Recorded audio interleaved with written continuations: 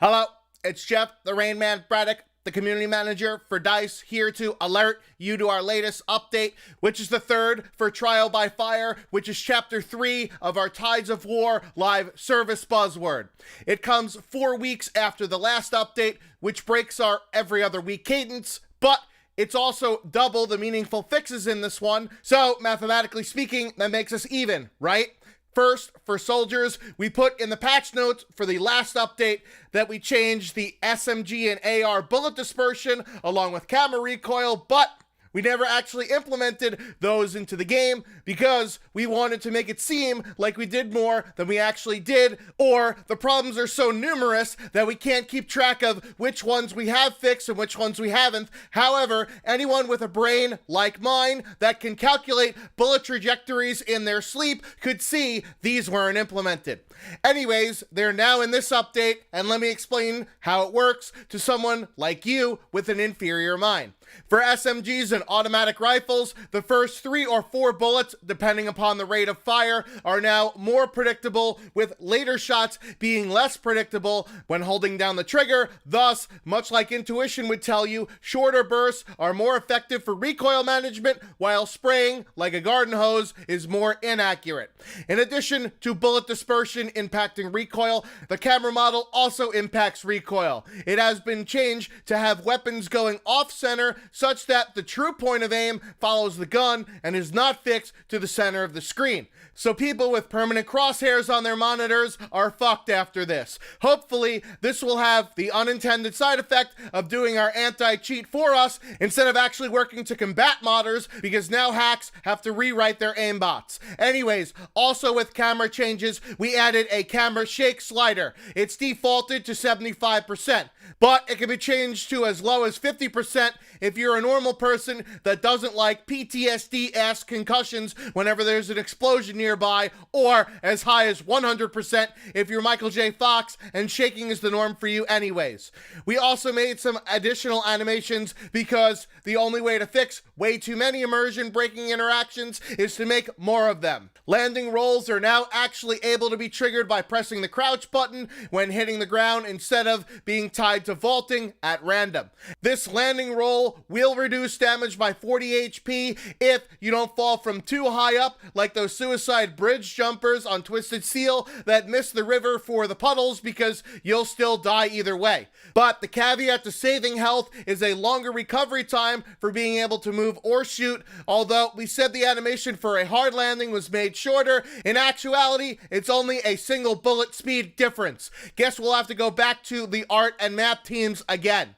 For vehicles, we also had the Valentine autoloader specialization, which gives an increased fire rate.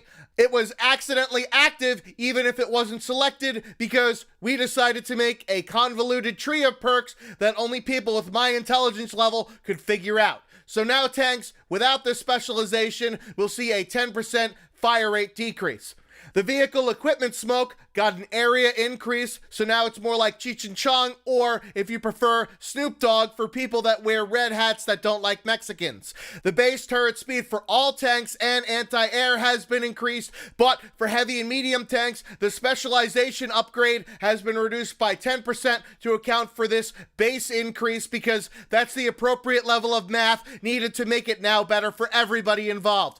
Oh, and since AA turret speed is now faster and thus easier to track faster planes like fighters, the damage from those AAs to fighters has been reduced by 20%, so we're taking all of the Fallout permutations into consideration from that one singular change. Except for the soldiers, of course, they'll now be getting destroyed by tanks that are even stronger with faster turrets, or planes that are hanging around for longer since their damage is reduced against them. Lastly, in vehicle changes, players that died in a vehicle can now be revived after they're killed. Hopefully, the bodies will land far enough away from exploded vehicles, unlike how the loot still works in Firestorm somehow. More on that in a second. So, their teammates won't be burned to death trying to rev their teammate like a car engine. This is another implicit buff to being in a vehicle, especially in Firestorm, where one of the reasons why they were balanced previously was due to the nature of being unresable in a vehicle. While we're on the subject of Firestorm changes, no, we haven't done anything to change the looting or inventory management. You know, the two most important things in a Battle Royale mode, which also happen to be the two worst things about the mode. However, since Criterion has officially given the reins of the mode to us here at DICE, we're going to, of course, tidy up the things that are also annoying, but not game-breaking, similar to what we did with Combined Arms and the practice range. More on those later. We improved the victory screen because people that camp it up to the end, are victorious, should have a song and dance to let them know it's the end of the game instead of a ho-hum metal flashing. The number of armored plates you can carry is now being increased from 3 to 5. That is, if you have the time to stare at the ground long enough to find them on dead bodies. The danger ping duration is increased from 7 to 10 seconds because we were lucky enough to have spotting as a mechanic when Apex Legends changed the Battle Royale de facto standards on communication. And the health of soldiers in the down state is increased from 200 to 300 to prevent thirsting in a Battle Royale mode that's already got a fast time to kill, which will hopefully be longer with this and the armored plate inventory increase. In other modes, Combined Arms got some minor bug fixes, but I'm happy to announce that in spite of it being 3 months too late, a matchmaking service for the co-op mode will go live tomorrow, as well as 2 new experiences on everybody's least favorite map, Fiel 652, even though the other maps and modes are still overpromised and underdelivered. A DICE specialty. Speaking of which, the practice range got some minor bug fixes, although it's still useless overall because you can't use weapons and vehicles with your own specializations in spite of the practice mode being introduced 6 months ago. Wait, what? There's a bug with unloaded assets being spawned into the range? Hopefully, this is the only regression with this patch. Anyways, lastly, in map and mode updates, there were balance changes to the Battle of Hanut Grand Operation with Firestorm and Arras, although there are still no updates about grand operations in general, like the intro still being white text on a black background as a step backwards to how it was from Battlefield 1, and the first 2 rounds being completely irrelevant and meaningless in determining which side wins the entire match. But we are soliciting feedback about it via a survey that's similar to the one that we put out last month, yet didn't even bother acting on the collected feedback, making our players feeling ignored altogether. Also, with Firestorm, the supply stations on Domination and Team Deathmatch are now pre-built. Wait, what's that? Those modes aren't in the game for this particular map, which is the only post-launch map that is still 6 months later, not available in all game modes? Oopsie, I guess those modes will happen with DICE's favorite 4-letter word, soon. Now, our UI updates. Those are the things on your screen. After introducing it broken in the last patch, we finally got the soldier stance icon working correctly, but it looks like someone taking a shit when you're crouched, and prone looks like a baby crawling on the ground, so maybe it was just better off looking like a Frankenfuck after all. The Tides of War chapter reward screen now takes you to the last reward that you've unlocked instead of having to traverse and perpetually scroll to the right.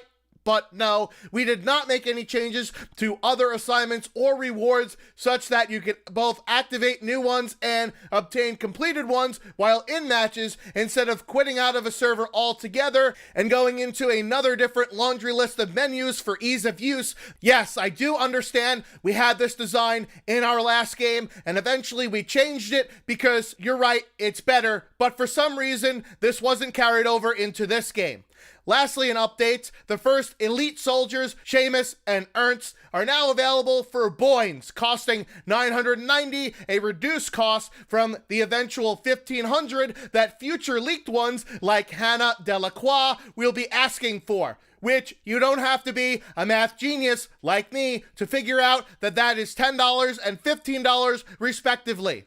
These also are not available to be unlocked via the in-game company coin currency, and the only time you see your character skin in a first-person shooter game is via the Best Squad or V for Victory endgame screen, which these two have brand new poses and voice lines. They also have a unique melee weapon, which are somehow locked behind an assignment wall, even though you already paid $10 for it, but hey, at least they're not $15, which used to be the price of an entire premium pack with maps, weapons, faction outfits, gadgets, vehicles, and more. No wonder why people are idiotically clamoring for premium back, even though it fractures the player base when we release this underwhelming offering for the same price. Wait, what? There have been numerous other bugs found after the release of the update, like the Week 8 reward of just one company coin, wrong UI numbers for damage dealt to opponents to make it seem like you do more than 100 damage because counting isn't our strong suit, and lastly, stealing an enemy tank makes friendly icons disappear, allows you to kill your teammates, and grants you a negative score. Well, I guess that last one is one way to get around the problem of a team balancer not being in the game and still not being able to change sides that still isn't fixed 6 months after launch. This is classic DICE though, 2 steps forward, 1 step backwards. That is just 1 step forwards after all. Maybe we should have a CTE. That stands for Community Test Environment. Basically, you people test our patches for free instead of the QA people that we have to pay to catch these bugs before they're released out into the wild, like we did in prior Battlefield games. But we here at DICE always seem to ignore the lessons learned from previous experiences.